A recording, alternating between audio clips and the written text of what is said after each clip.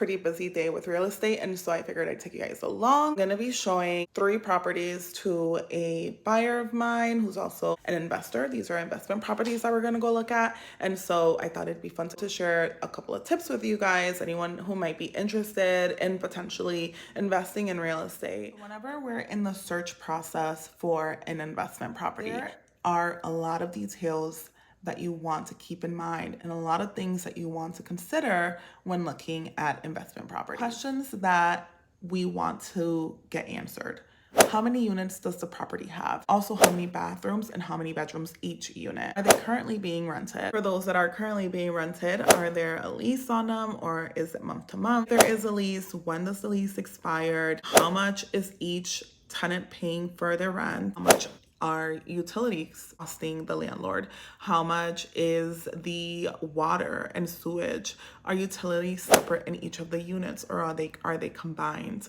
Who is paying for these utilities? Those are all really great questions that you want to make sure that you get answered prior to putting an offer on the home. A couple of other items that you might want to also consider prior to purchasing investment property is, are you looking for a fixer-upper, something that is 100% move-in ready? Are you looking for properties that are empty or properties that already have tenants in them? There is a lot of information as a real estate agent that I have access to through our MLS system, and whatever's not on there, I can easily, or any real estate agent out there could just ask the listing agent for any questions that you're looking to get answered. What is acceptable for you as far as the condition of the property? Because these properties are going to be very different as far as the condition goes. There are some properties that are going to need a lot of maintenance and a lot of investment throughout the years, replacing certain things, fixing certain things, but you get them at a lower cost. And then there's going to be other properties that are going to be ready to go. They are going to be more renovated, up to date. Maybe the amount that you're going to have to initially give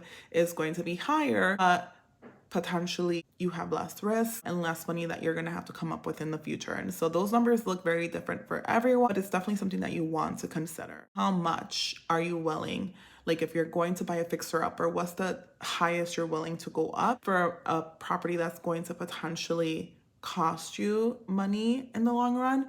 Or what is the highest you're willing to go for a property that's not really going to need much work in the long run, at least in the next 5 to 10 years? And so those are all things to also consider and keep in mind as well.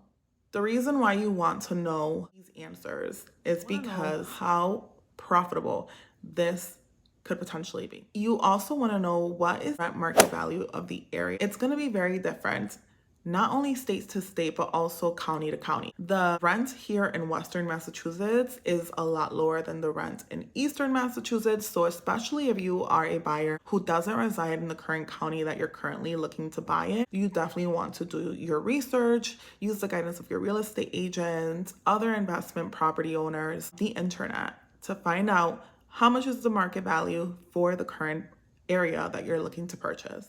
Now, is that worth it for you as an investor? That is going to be, that number look different for every investor for the most part, because what might be profitable for me may not be profitable for someone else who was hoping to get a larger profit amount each month. And so that's really up to you to decide as an investor, how much is it worth it for me to purchase this property?